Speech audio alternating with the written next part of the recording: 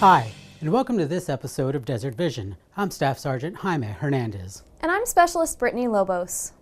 Coming up on this edition, service members get a chance to explore Kuwait City during a marathon, and we get an inside look at how military cargo is handled at port when it arrives at its final destination.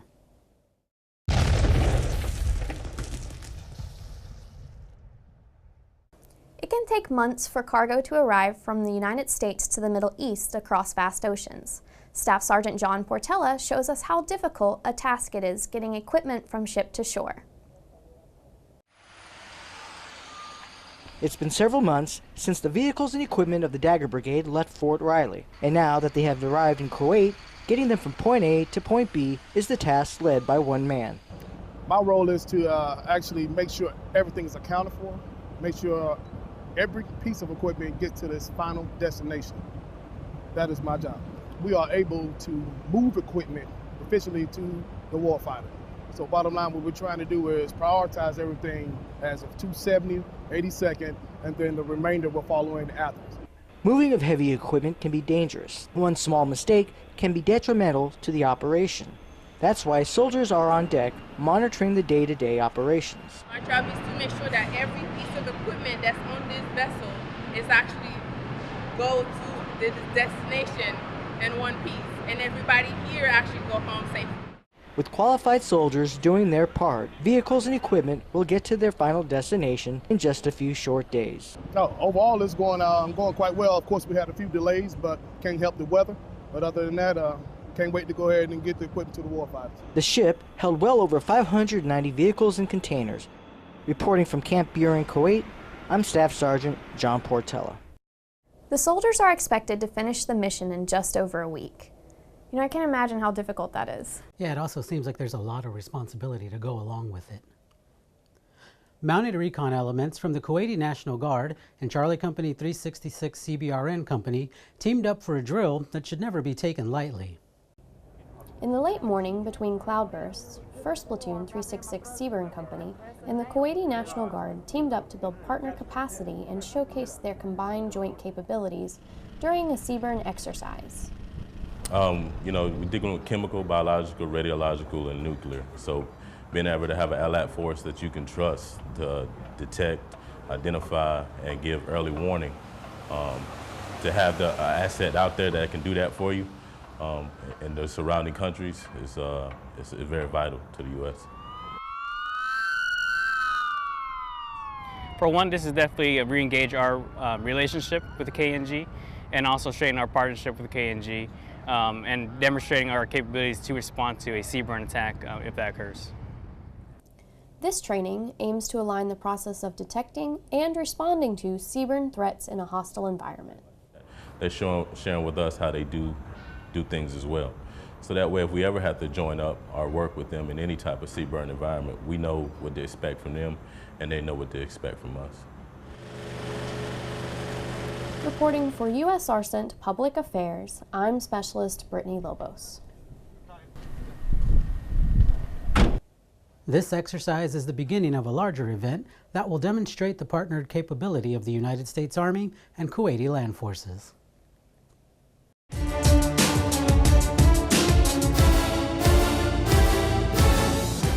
Soldiers with 2nd Brigade Combat Team, 1st Infantry Division, conduct physical training and basic rifle marksmanship drills with the Kuwait National Guard during a corporal's course at Camp Kazna, Kuwait. This training is part of U.S. Army Central's mission to strengthen the U.S. and Kuwaiti partnership while increasing security and stability in the region.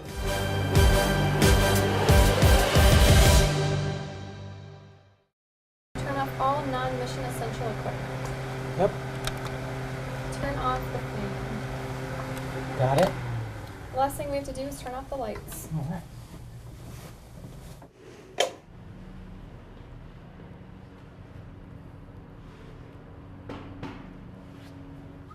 The VC just hugged me.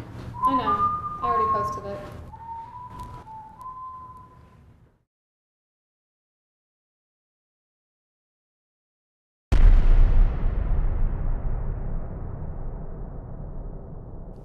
Air crews from the 185th Theater Aviation Brigade have been working to develop new tactics, techniques, and procedures for aviation missions over water. Army Staff Sergeant Michael Needham shows us more. Since May of 2015, air crew members from the 185th Theater Aviation Brigade have been working to develop new tactics, techniques, and procedures for air crews that have to conduct overwater missions. One area of focus has been what to do and how to use their water survival gear in the event that an aircraft goes down during an overwater mission.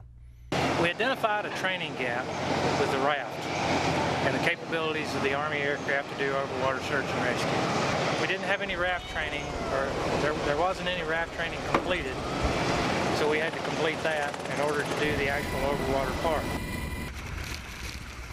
Once the pool training phase was complete, the air crew started the second phase of the overwater training.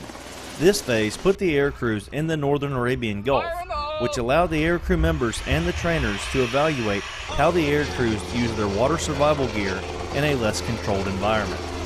From this exercise, the trainers were able to gather a better understanding of how the water current and the rotor wash affect the air crew and the life raft once it's deployed from the aircraft overhead. Basically setting the SOP and TTPs for any units that go over water past us, so they don't have to start from square one. This gives them the heads up, and hopefully, if the day ever comes to where we actually need this equipment, we'll be better trained for it. In order to gauge how a real personnel recovery mission would work, the trainers from the 185th Theater Aviation Brigade worked with Army active duty and reserve components to use all available assets in the U.S. Army Central Area of Operations. This phase allowed the training personnel to evaluate how the U.S. forces responded and worked together during a downed aircraft situation. It's very vital, not only for the aviation, but also for the maritime search and rescue. This gave us a good snapshot of what it takes, how long it takes. Once you actually send up the signal and you need to be rescued, how long it takes to get somebody out there. In the final phase of the training, air crews from the 185th Theater Aviation Brigade joined with the Kuwaiti military to conduct bilateral search and rescue training. By incorporating the Kuwaiti military in the search and rescue training, it ensures that every asset available can be leveraged in a downed aircraft scenario.